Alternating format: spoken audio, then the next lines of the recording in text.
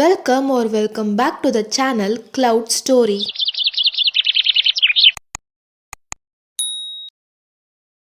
இன்னைக்கு நம்ம பார்க்க போகிற அனிமே என்னன்னா எரேஸ்ட் எபிசோட் நம்பர் 10.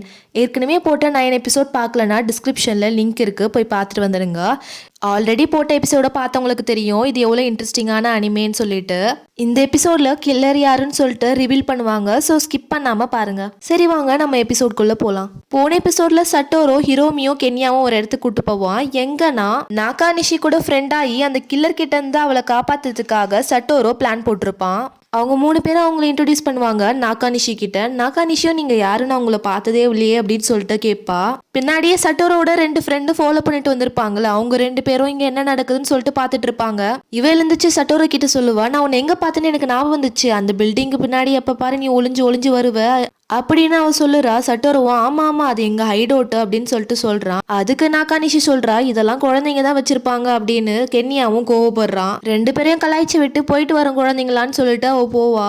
அப்புறம் காசு எதிரில் வந்து நீ ஒரு நாள் அந்த ஹைடோட்டுக்கு வந்து பாரு அப்படின்னு சொல்லிட்டு சொல்லுவான். அதுக்கப்புறம் நாகாமிஷி போயிடுவா. அப்புறம் எல்லாரும் ஹைடோட்ல உட்காந்து பேசிட்டு இருப்பாங்க. சட்டோரை யோசிப்பான், எப்படி அவ கூட ஃப்ரெண்ட் ஆகுறதுனே தெரியலையே அப்படின்னு சொல்லிட்டு டக்குன்னு நாகானிஷி உள்ள வருவா. கட் பண்ண அடுத்த நாள் ஸ்கூல்ல காட்டுவாங்க. எல்லா ஃப்ரெண்ட்ஸும் ஒன்னா இருந்து பேசிட்டு இருப்பாங்க.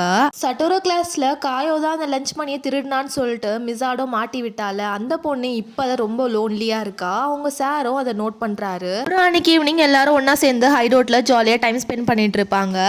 இப்ப அந்த 3 பேரையும் அந்த கில்லர் கிட்ட இருந்து நான் பாதுகாப்பா வச்சிருக்கேன், எந்த பிரச்சனையும் இல்ல அப்படின்னு சொல்லிட்டு சட்டோரோ யோசிக்கிறான். ஒரு ஈவினிங் சட்டோரோ ஹிரோமிய வீட்டுக்கு கொண்டு போகும்போது ஹிரோமி சொல்லுவா, மிஸோடோ ரொம்ப தனியா இருக்கா, வர அவ காயம் மேல போலியா பழி போட்டதுல இருந்து யாருமே அவகிட்ட பேசலன்னு சொல்லிட்டு சொல்லுறா.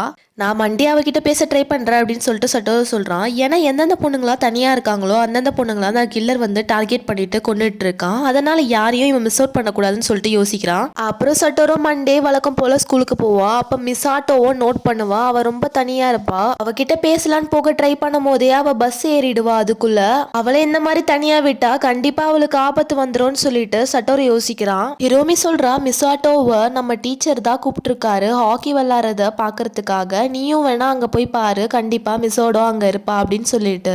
நீ சொன்ன மாதிரி டிடெக்டிவ் கேம் விளையாடணும், 3 பேரை நம்ம காப்பாத்தியாச்சு, ஆனா உன் டிடெக்டிவ் கேம் இன்னும் முடியலையா அப்படின்னு சொல்லிட்டு கென்யா கேக்குறா. ஆமா இன்னும் முடியல, அந்த கில்லர் யாருன்னு நான் கண்டுபிடிக்கணும் அப்படின்னு சொல்லிட்டு அவன் சொல்றான். சரி ஃப்ரெண்ட்ஸ் நீங்க ஹைடவுட்ல போய் என்ஜாய் பண்ணுங்க, நான் மிஸ்ஸோடோவை பார்த்துட்டு வரேன் அப்படின்னு சொல்லிட்டு போறான். சட்டோரோ அந்த ஹாக்கி கேமுக்கு வந்துருவான். மிஸ்ஸோடோ மட்டும் தனியா இருக்கிறத அவன் நோட் பண்ணுவான். மத்த எல்லா பொண்ணுங்களும் சேஃபா இருக்கிறதுனால இப்ப இவ தனியா இருக்கிறதுனால அந்த கில்லர் இவளை டார்கெட் பண்ணி கொல்றதுக்கு வாய்ப்பு இருக்குன்னு சொல்லிட்டு சட்டோரோ யோசிக்கிறான். அப்ப மிஸ் ஆட்டோ எங்கேயோ ஏஞ்சி போவா. சட்டோரோவும் அவளை ஃபாலோ பண்ணுவா.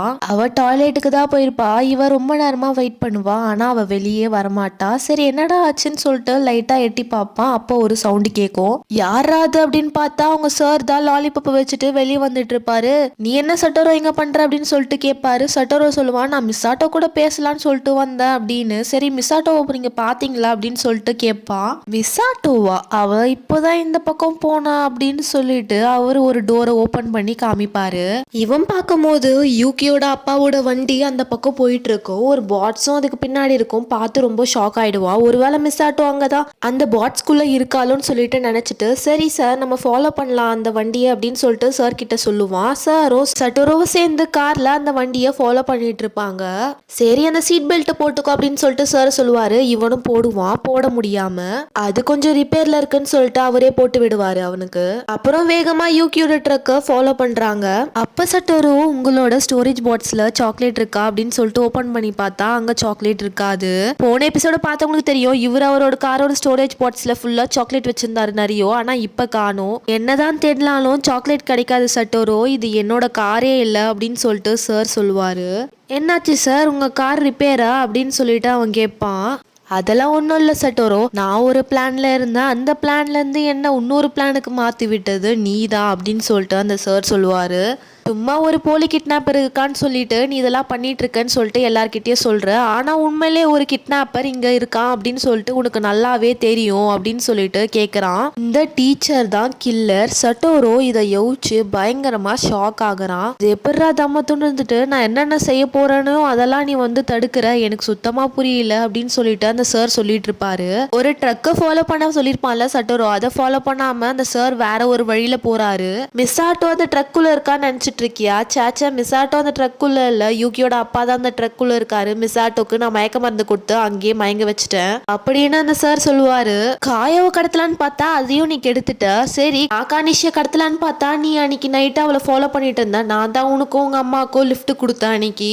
இப்படி நீ என்னோட ஒவ்வொரு பிளானையும் கெடுக்கிறதுனால மிசாட்டுவை அவங்க ஃப்ரெண்ட்ஸ் வந்து தனியா விட்டுடுறாங்கன்னு எனக்கு தெரிய வந்துச்சு. அதனால ஹீரோமி கிட்ட நான் தான் சொன்னேன் அவளை நான் ஹாக்கி கேமுக்கு அவளை இன்வைட் பண்ணியிருக்கேன்னு சொல்லிட்டு சொன்னேன். ஒருவேளை நீ வந்தனா நீ தான் என்னோட எனிமி அப்படின்றத நான் கன்ஃபார்ம் பண்றதுக்காக தான் இந்த பிளானே போட்டேன் அப்படின்னு சொல்லிட்டு அவர் சொல்றாரு. அப்புறம் நான் அண்ணா மிசாட்டோ உட்காந்து ட்ரிங்க் கொடுத்தேன் மயக்க மருந்து கலந்து. அப்புறம் யூகியோட அப்பா கிட்ட டின்னர் ஆர்டர் பண்ணியிருந்தேன். இது மூலியமா அந்த ட்ரக்ல அவளை கடத்திட்டு போற மாதிரி நான் தான் ஒரு செட்டப் பண்ணேன் அப்படின்னு சொல்லிட்டு அவர் சொல்றாரு. சட்டோரோனால ஷாக் தாங்கவே முடியல. நான் தான் அந்த கொலைக்காரன் அப்படின்னு சொல்லிட்டு அந்த சார் சொல்றாரு. ஒரு ரிவர் கிட்ட வந்து காரை ஸ்டாப் பண்ணிட்டு அவர் ஜன்னலை ஓபன் பண்றாரு. சரி சீட் பெல்ட் கட்டி தப்பிக்கலான்னு பார்த்தா அது ஸ்டக்கா இருக்கும், கழட்டவே முடியாது. இப்போ உனக்கும் சரி எனக்கும் சரி கேம் ஓவர் அப்படின்னு சொல்லிட்டு அந்த சார் சொல்றாரு. அப்புறம் அந்த சார் சொல்லுவாரு, என்னோட ஒவ்வொரு பிளானையும் அடிச்ச உன்னை நான் சும்மா விட மாட்டேன், என்னை மாட்டி விடவும் நீ பார்த்துருக்க. அது மட்டும் இல்லாம இதெல்லாம் பார்க்க எப்படி தெரியுமா இருக்கு, உன்கிட்ட ஏதோ ஃபியூச்சரை பார்க்குற பவர் இருக்கிற மாதிரி இருக்கு அப்படின்னு சொல்றாரு. நான் உன்னை இப்ப கொல்ல போறேன், ஆனா நீ என் பிளான் அழிச்சதுக்காக மட்டும் இல்ல, என்னோட ஆசையை தீர்த்துக்கிறதுக்காக அப்படின்னு சொல்லிட்டு அந்த சார் சொல்லுவாரு. அப்புறம் ஒரு பேக்ல இருந்து ஒரு பால் எடுப்பாரு. இந்த ஊர்ல இருக்க எல்லா குழந்தைங்களும் சேஃபா இருக்கு, உனக்கு தான் டான்ஸ் சொல்ல சட்டோரோ அப்படின்னு சொல்லிட்டு அந்த சார் சொல்றாரு. அதுக்கப்புறம் அந்த பால் எடுத்து ஆக்சிலேட்டர்ல வச்சு சட்டோரோவை அந்த காரோட தண்ணிக்குள்ள போற மாதிரி பண்ணிடுவாரு. சட்டோரோவை வெளியே வரதுக்காக எவ்வளவோ ட்ரை பண்ணுவான், கத்துவான், அசைவான், ஆனால அவனால வெளியே வரவே முடியல. அப்ப சட்டோரோக்கு அவன் லைஃப்ல நடந்த எல்லா விஷயமும் ஒரு சின்ன பிளாஷ்பேக் மாதிரி வந்து போகும். இதோட இந்த எபிசோட் முடிஞ்சது. வர எபிசோட்ல சட்டோருக்கு என்னாச்சு, அந்த கில்லருக்கு பனிஷ்மெண்ட் கிடைச்சதா அப்படின்றத பார்க்கலாம். தேங்க்ஸ் ஃபார் வாட்சிங். Bye by.